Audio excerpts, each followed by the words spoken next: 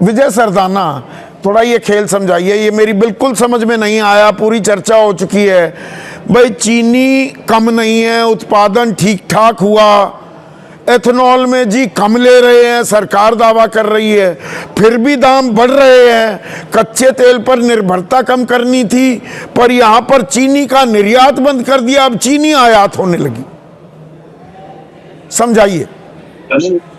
संदीप जी, मेरे को 1-1.5 मिनट दीजिएगा, मैं सारा आंकड़ा आपके सामने रख देता हूं, बैलेंस शीट। सबसे पहले आपको और सभी पैनलिस्ट दर्शकों को मेरा प्रणाम। देखिए, आपने कहावत सुनी होगी कि चने के झाड़ पे चढ़ाना। इस सरकार को सबसे बड़ी प्रॉब्लम क्या है, हर साल उनको प्रोडक्शन बढ़ता हुआ दिखाना है। आप कमजोरी समझिए कि हमारी सरकार ने बहुत अच्छा काम किया, हर साल प्रोडक्शन बढ़ रही है, चाहे मौसम कैसा भी हो, प्रॉब्लम्स कैसी भी हो। इस कमजोरी का फायदा उठाया इंडस्ट्री ने। अब आप ध्यान से सुनिएगा, मैं आपके सामने आंकड़े रख रहा हूं। एक्चुअल उस समय जब ये आंकड़े आए, उस समय हिंदुस्तान में चीनी एक्सपोर्ट बंद थी। ठीक है, इंडस्ट्री को खुलवाना था एक्सपोर्ट। अब इंडस्ट्री कैसे एक्सपोर्ट खुलवाएगी? उन्होंने सरकार को सब्ज-बाग दिखाया कि साहब इस बार सरप्लस चीनी है, इतनी हमारी जरूरत नहीं है, आप एक्सपोर्ट खोल दो। तो इंडस्ट्री ने क्या दिखाया? 33-34 मिलियन टन का प्रोडक्शन दिखा दिया कि साहब इतना प्रोडक्शन होने वाला है इस बार, आप कहां रखोगे, आपके पास जगह नहीं है। तो सरकार ने क्या किया?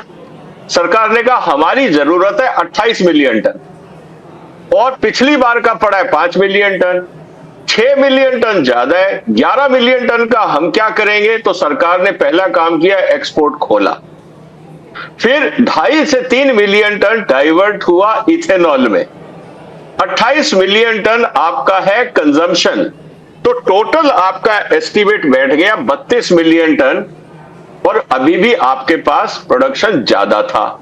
इस एजम्पशन से सरकार ने पॉलिसीज बनाई, लेकिन मार्च आते आते पता लगा कि सरकार को टोपी पहनाई गई है। एक्चुअल प्रोडक्शन 33 नहीं था, 28 मिलियन टन था, मतलब 280 लाख टन, और वो बताया गया जी 330 लाख टन होगा, वो निकला 280 लाख टन, इतना ही था। हाँ, लेकिन सरकार की प्रॉब्लम यह है कि सरकार सुनना नहीं चाहती, सीखना नहीं चाहती। ब्यूरोक्रेसी को लगता है कि कृषि मंत्रालय में बैठ के उनको सब पता है। और यह सिर्फ शुगर की बात नहीं है, आप सोयाबीन देख लो, मक्का देख लो, आलू देख लो, प्याज देख लो, दालें देख लो। एक चीज मैं आपको बता दूं, सरकार का आंकड़ा कोई व्यापारिक संगठन नहीं मानता है, कोई नहीं मानता है, सिर्फ सरकार ही मानती है। कारण हर साल हर सेक्टर की मीटिंग होती है। मैं आज बैठा हूं इस समय राजकोट में, हम यहां पे चर्चा कर रहे हैं ग्राउंडनट पे और कॉटन सीड ऑयल पे। ठीक है, हम अपने आंकड़े एसेस कर रहे हैं ट्रेड के साथ, सरकार के आंकड़ों पे हम भरोसा नहीं करते हैं। इसीलिए मैं पहले दिन से कह रहा हूं, सरकार जब तक ट्रेड को साथ बैठा के आंकड़े फाइनल नहीं करेगी, सिर्फ कृषि मंत्रालय में बैठ के आंकड़े कैलकुलेट करेगी, हर साल किसी ना किसी पर मुझे एक चीज समझाइए, जो बताया गया था जी तेल पर निर्भरता कम करेंगे, विदेशी मुद्रा बचाएंगे, E20 बनाएंगे, E20 ने बेड़ा गर्क कर दिया आम आदमी का, और जो चीनी हम निर्यात करते थे अब आयात करते पाए जा रहे हैं, ये तो डबल वहमी होगी ना, दोहरी मार पड़ गई।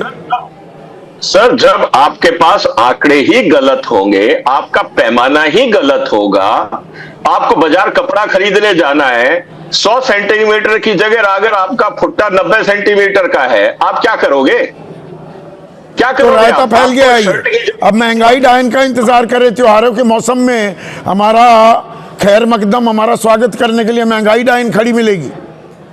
बिल्कुल मिलेगी, क्योंकि अगर आपने मान लीजिए सरकार के पास एक ही ऑप्शन है कि जो बफर आप 5-6 मिलियन टन का रखते हो, आप किसी भी तरीके से इस कमजोरी पे आ जाओगे कि आपके पास बफर रह जाएगा 2-3 मिलियन टन। और अल नीनो का डर ऊपर से है कि अगर प्रोडक्शन नहीं हुआ और दुनिया को पता लग गया कि भारत में चीनी की बहुत ज्यादा किल्लत है, अंतरराष्ट्रीय दाम बढ़ जाएंगे। जो चीज आपको आज 50 रुपए मिल रही है अंतरराष्ट्रीय बाजार में तो 100 रुपए में मतलब मिलेगी। ये महंगाई का गल्लूघारा हमारे सामने एक बड़ी चिंता का सबब हो सकता है क्या त्योहारों के मौसम में?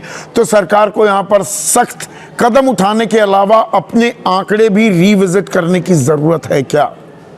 इस बारे में सरकार को सोचना